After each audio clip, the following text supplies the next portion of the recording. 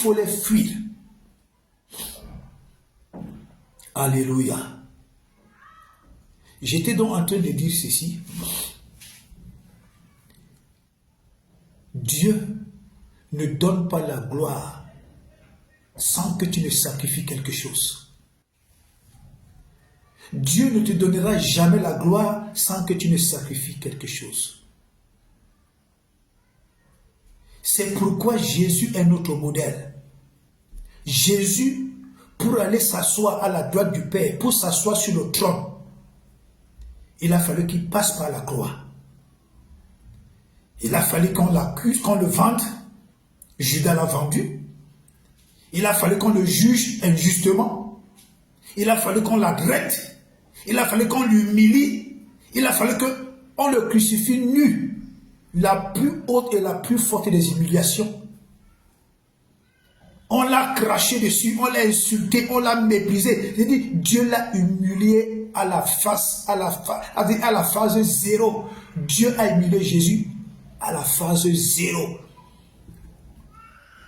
Parce qu'il fallait que Jésus passe par là pour mériter le trône. Il fallait que Jésus passe par là pour s'asseoir sur le trône. Il fallait que Jésus passe par là pour mériter la gloire.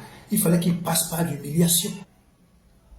Je disais donc que Dieu, lui, avant de te donner la gloire, avant que Dieu te donne l'élévation, la gloire, la promotion, il te fait d'abord passer par l'humiliation. Il te fait d'abord passer par l'humiliation.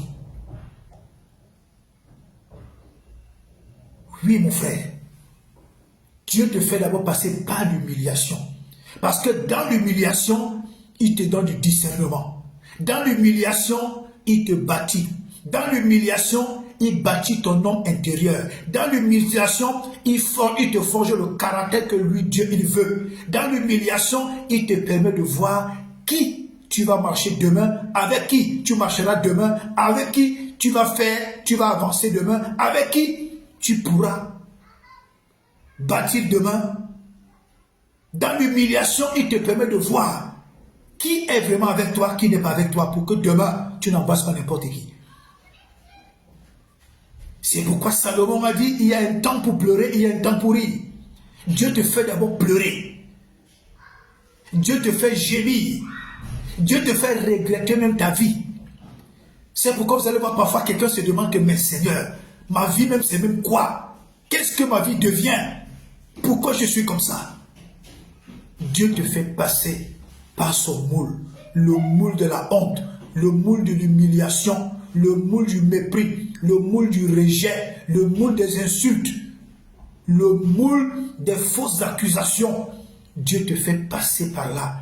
Parce que Dieu, lui, il voudrait que tu aies et que tu épouses le caractère que lui, il veut pour te faire avancer, pour que tu mérites cette promotion, cette gloire, afin que tu puisses bien la gérer.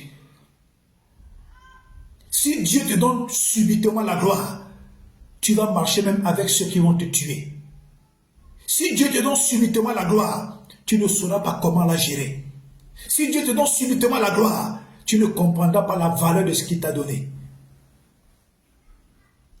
C'est pourquoi dans chaque épreuve, il y a un message que Dieu voudrait te communiquer. Dans chaque épreuve, il y a un message que Dieu voudrait te transmettre. Dans chaque épreuve, il y a un tamis que Dieu voudrait que tu fasses entre ceux qui sont avec toi et ceux qui ne sont pas avec toi.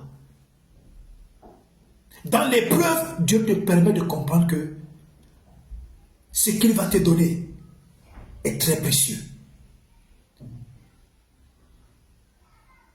Tu passes les moments de misère, tu passes les moments de faim, tu n'arrives même pas à payer ta maison, tu galères, tu souffres, tu es méprisé, tu es rejeté, tu es jeté dans la rue, personne ne veut t'accepter. Dieu se rassure que l'humiliation soit à la phase 0, comme il a fait avec Jésus à la croix. Jésus a été crucifié nu. Et parmi les Juifs, c'est la plus honteuse des humiliations. Dieu te fait passer par là. Parce que quand demain, il va te donner de l'argent, que tu saches bien gérer l'argent. Dieu te fait passer par des maladies graves. Parce que c'est que quand il va te donner la santé, tu sauras que la santé est précieuse. Dieu fait que tu sois humilié de maison à maison. Parce qu'il sait que quand demain va te donner la maison, tu sauras comment la gérer. Frères et sœurs, Satan n'est pas bon. Satan est mauvais. Satan est mauvais. C'est lui qui donne tout facilement.